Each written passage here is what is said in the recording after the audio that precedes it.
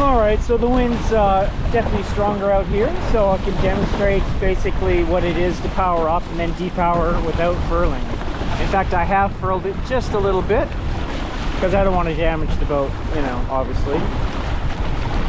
So let's have a look at our telltales. We'll get them streaming parallel. So parallel.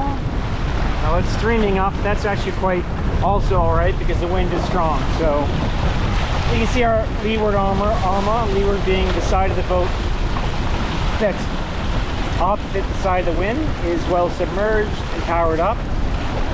As I bear off, the boat powers up even more and becomes somewhat unstable until you can see that I'm really under now. To depower without furling is you turn the boat contrary to what you think, but towards the wind, getting that forward part of the sail to luff.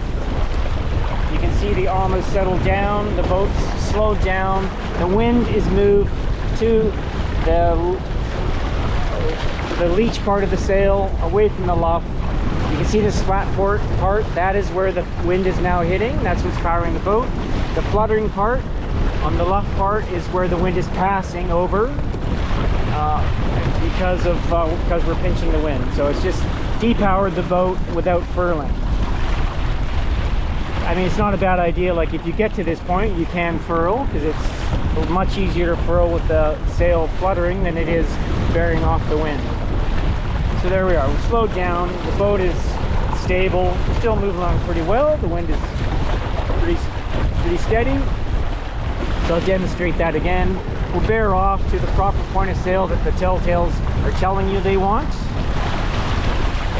Right in there, you can see the boat powering up, that Alma going under.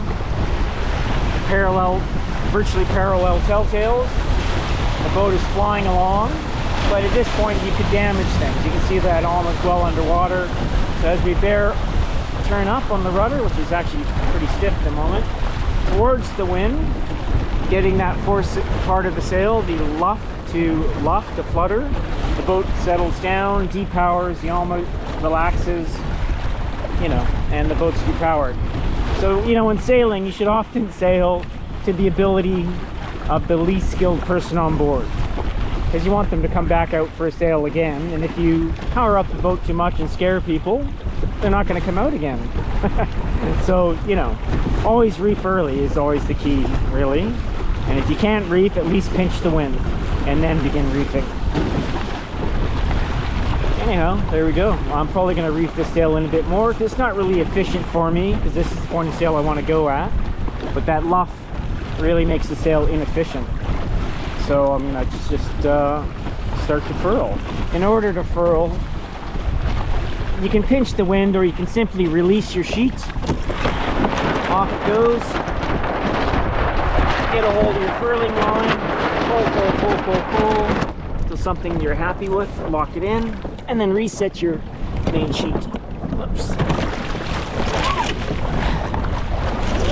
There we go. It's tiny. It's really tiny. It's way too much. But anyhow, tighten that up. A nice tight point of sail, which is close to the wind. And the boat is actually just fine. You know, we're still making pretty good way, and we just got a bit of a tissue paper up for a sail.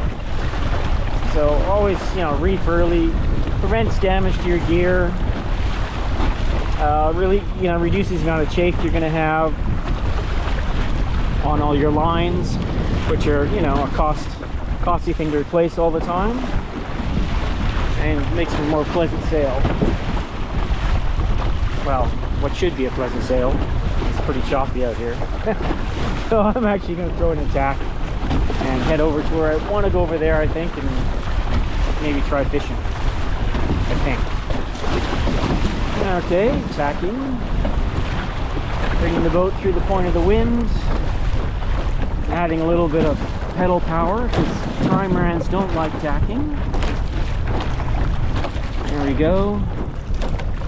Sail fills up. Straighten up in the rudder. No telltales, but we go by shape and direction. that's it. Every time I come out here, it gets windy. There's never a flat, calm day. It's perfect for sailing. Perfect conditions.